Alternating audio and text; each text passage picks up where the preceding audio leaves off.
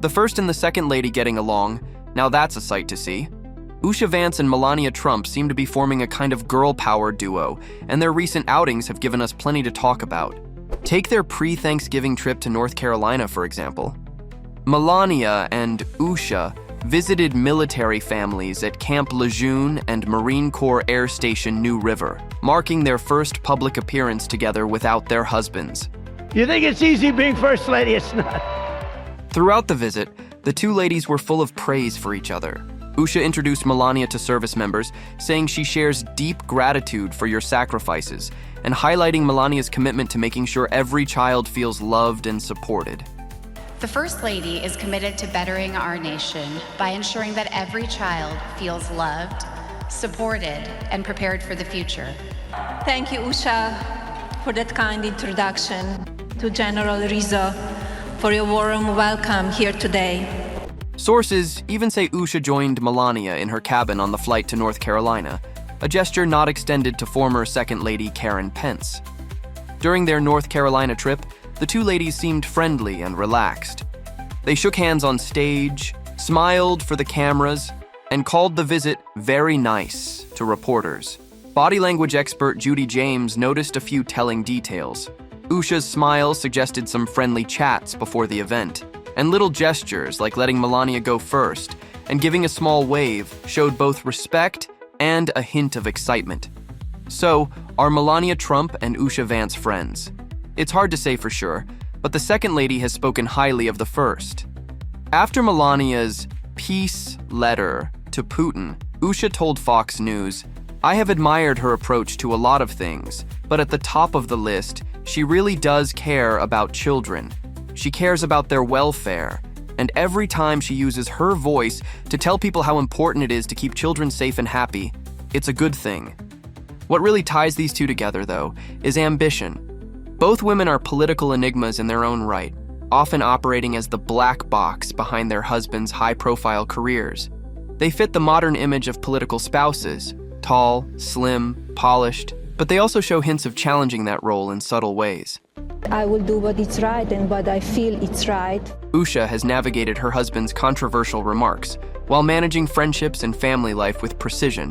It is hard to know that sometimes politics comes in the way of friendships. Melania, on her part, has expressed her own views in ways that sometimes soften or complicate her husband's public stances, all while maintaining a carefully curated presence.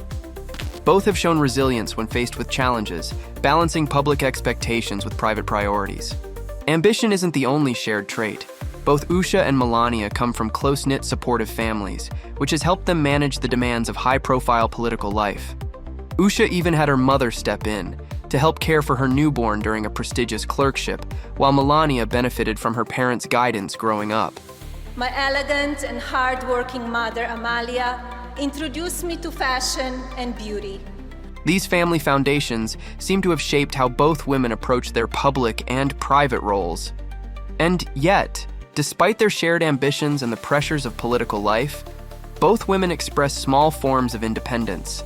Usha made a point to clarify in an interview with Fox News that while she helped her husband with his national convention speech, he didn't help with hers.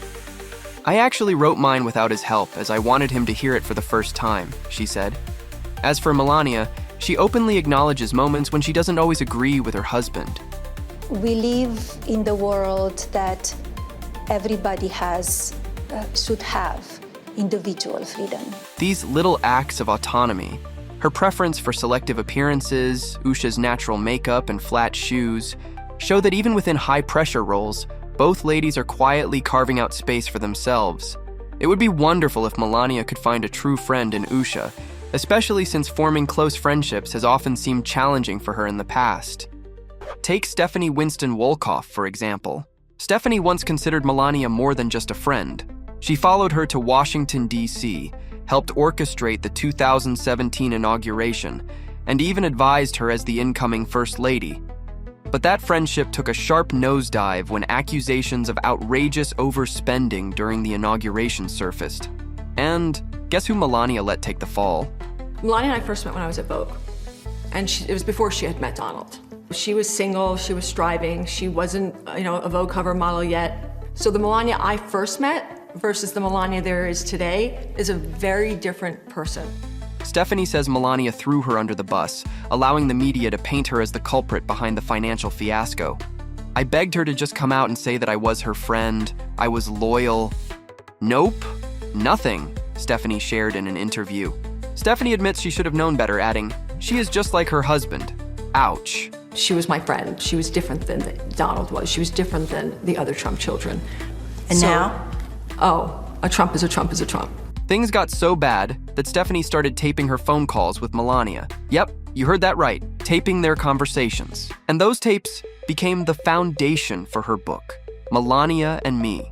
What's wild is that even after Stephanie was cast out of the White House, she and Melania kept talking. They say I'm complicit. I'm the same like him. I support him. I don't say enough. I don't do enough. No, where I am, I'm working like a my ass off. I know. That Christmas stuff that, who gives a about Christmas stuff and decoration, but I need to do it, right? Remember Melania's infamous I don't care jacket? The one she wore on a trip to visit migrant kids? Well, Stephanie called her about that too. At the time, a mutual friend of theirs, fashion designer Hervé Pierre, was getting dragged online. People assumed he was responsible for the jacket because he designed dresses for Melania in the past. But the jacket was a $39 find from Zara, not a custom design. Why did you wear it? I wore the jacket to go on the plane and off the plane, and it was for the people and for the left-wing media who are criticizing me, and I want to show them that I don't care. Stephanie begged Melania to clear things up and defend Hervé. Melania's response? She admitted Hervé had nothing to do with the jacket, but refused to make a statement. Instead, she laughed and said, "I'm driving liberals crazy, that's for sure. And they deserve it." Talk about callous. Stephanie was horrified, saying Hervé was devastated by the backlash.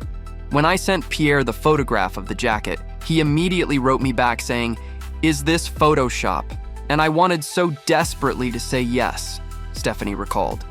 And the callousness didn't stop there.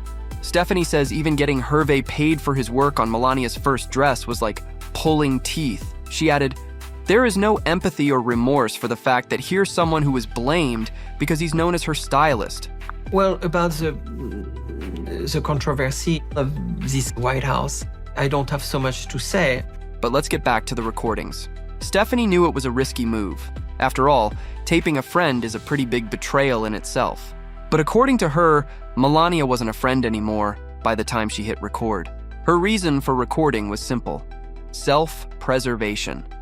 First and foremost, I taped to protect myself because I needed to be protected once I knew I was going to be under investigation. When I first started taping Melania, I had already left the White House and had already been accused of a criminal crime. But what do you think? Was hitting record the right move, or does it cross a line? Well, it's tough to keep friends when you're in Melania's position. With the constant spotlight and pressure, sometimes you have to be ruthless to protect yourself and not get broken by it all.